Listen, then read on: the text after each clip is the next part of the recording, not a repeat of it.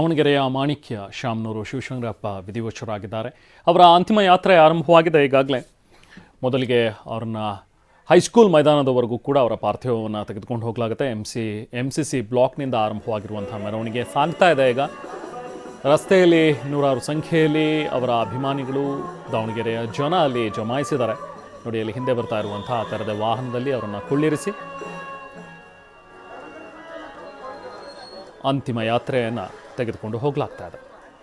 High school ಮೈದಾನಕ್ಕೆ ಈಗ ಅವರ ಪಾರ್ಥಿವವನ್ನು ಅಲ್ಲಿ ತೆಗೆದುಕೊಂಡು ಬಂದು ಎಲ್ಲ ಸಿದ್ಧತೆಗಳಾಗಿವೆ. ಅಲ್ಲಿ ಅಂತಿಮ ದರ್ಶನಕ್ಕೆ ವ್ಯವಸ್ಥೆಯನ್ನು ಮಾಡಿಕೊಳ್ಳಲಾಗುತ್ತೆ. ಕೆಲವೊಂದಷ್ಟು ಜನ ಸ್ವಾಮೀಜಿಗಳು, ಮಠಾಧೀಶರು ಕೂಡ ಬಂದು ಅಗಲಿದ ನಾಯಕನಿಗೆ ಅಂತಿಮ ನಮನವನ್ನು ಸಲ್ಲಿಸಿ ಮಾತನಾಡಿದ್ದಾರೆ. ಶಾಮನೂರು ಶಿವಶಂಕರಪ್ಪನವರು ಶತಮಾನದ ಅಂಚಿನಲ್ಲಿದ್ದಂತಹವರು, ಶತಮಾನವನ್ನು ಪೂರೈಸ್ತಾರೆ ಅಂತಕ್ಕಂತಹ ವಿಶ್ವಾಸ ಎಲ್ಲರಲ್ಲೂ ಇತ್ತು. ಆದರೆ ಅನಾರೋಗ್ಯದಿಂದ ಇವತ್ತು ಭೌತಿಕವಾಗಿ ದೇಹವನ್ನು ಅಗಲಿದ್ದಾರೆ. ರಾಜಕೀಯ ಕ್ಷೇತ್ರದಲ್ಲಿ ಅಜಾತ ಶತ್ರುಗಳು ಅಂತ ಅನ್ನೋದನ್ನು ವಾಸ್ತವ ಅಕ್ಷರಶಃ ಗೌರವಿಸಲ್ಪಟ್ಟಂಥವರು ಶಿವಶಂಕರಪ್ಪನವರು.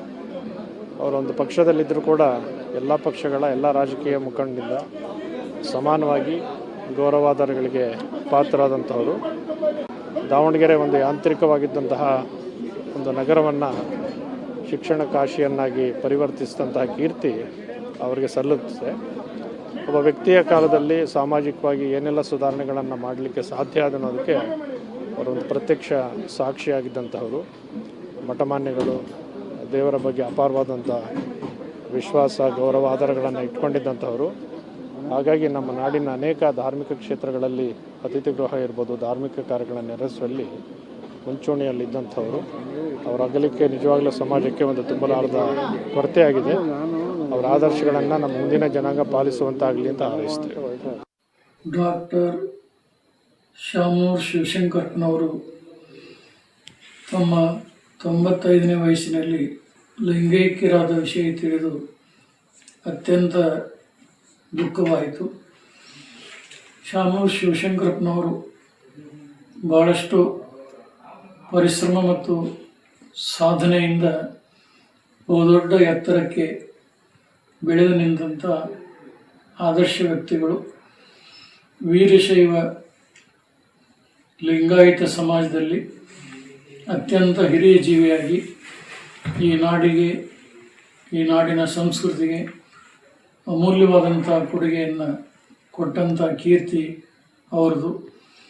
ಧಾರ್ಮಿಕವಾಗಿ ಆಗಲಿ, ಸಾಮಾಜಿಕವಾಗಿ ಆಗಲಿ, ಶೈಕ್ಷಣಿಕವಾಗಿ ಆಗಲಿ, ಈ ಎಲ್ಲ ರಂಗಗಳಲ್ಲಿಯೂ ಕೂಡ ಅವರು ಮಾಡಿದಂಥ ಕೆಲಸ ಕಾರ್ಯಗಳು ಬೇರಾರು ಕೂಡ ಮಾಡಲಿಕ್ಕೆ ಸಾಧ್ಯ ಇಲ್ಲ.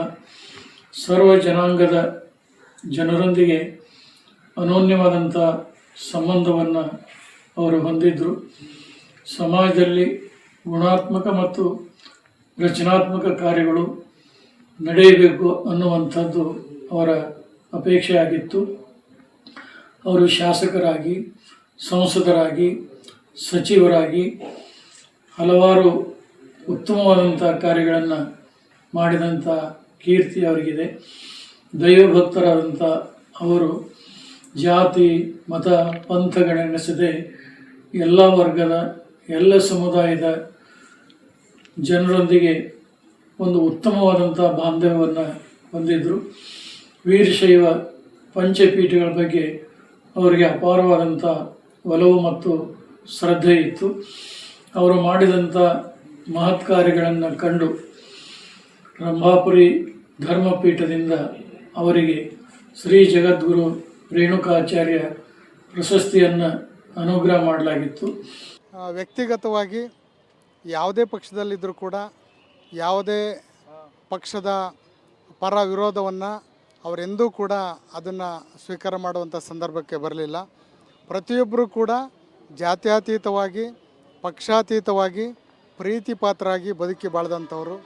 ಅವರು ಈ ಸಂದರ್ಭದಲ್ಲಿ ನಮ್ಮನ್ನೆಲ್ಲ ಬಿಟ್ಟು ಹೋಗಿರುವಂಥದ್ದು ನಮ್ಮ ನಾಡಿಗೆ ತುಂಬಲಾರದ ನಷ್ಟವಾಗಿದೆ. ಈ ಸಂದರ್ಭದಲ್ಲಿ ಅವರ ಕುಟುಂಬ ವರ್ಗದವರಿಗೆ, ಅವರ ಅಭಿಮಾನಿಗಳಿಗೆ, ಅವರ ಸಂಸ್ಥೆ ಎಲ್ಲ ಸಿಬ್ಬಂದಿ ವರ್ಗದವರಿಗೆ ಮತ್ತು ನಮ್ಮಂಥ ಎಲ್ಲ ಅವರ ಹಿತೈಷಿಗಳಿಗೆ ಅವರ ಒಂದು ಇಲ್ಲದೇ ಇರುವಂಥ ಸಂದರ್ಭ ದುಃಖ ಭರಿಸುವಂಥ ಶಕ್ತಿಯನ್ನು ಬಸವಾದಿ ಪ್ರಮುಖರು ನೀಡಲಿ ಅಂಥೇಳಿ ಪ್ರಾರ್ಥನೆ ಮಾಡ್ತೀನಿ. ಗುರುಗಳೇ, ದಾವಣಗೆರೆ ಅಂತಂದರೆ ಅದು ಶಾಮನೂರು ಶಿವಶಂಕರಪ್ಪ ಅವರು ಒಂದು ದಾವಣಗೆರೆಗೆ ಒಂದು ಐಡೆಂಟಿಟಿಯನ್ನು ತಂದುಕೊಟ್ಟಂಥವ್ರು, ಅನೇಕ ಶಿಕ್ಷಣ ಸಂಸ್ಥೆಗಳನ್ನ ಸ್ಥಾಪನೆ ಮಾಡಿದಂಥವ್ರು. ಒಂದು ಕಾಲದಲ್ಲಿ ದಾವಣಗೆರೆ ಮ್ಯಾಂಚೆಸ್ಟರ್ ಸಿಟಿ ಅಂಥೇಳಿ ಇತ್ತು. ಆ ನಂತರ ಒಂದು ಎಜುಕೇಷನ್ ಹಬ್ ಅನ್ನುವಂಥ ಒಂದು ಮಾತೇನಾದರೂ ಇವತ್ತು ದೇಶದಲ್ಲಿ ಕೇಳಿಬರ್ತಾ ಇದೆ ಅಂತ ಹೇಳಿದ್ರೆ ಅದಕ್ಕೆ ಶಾಮನೂರು ಶಿವಶಂಕರಪ್ಪನವರು.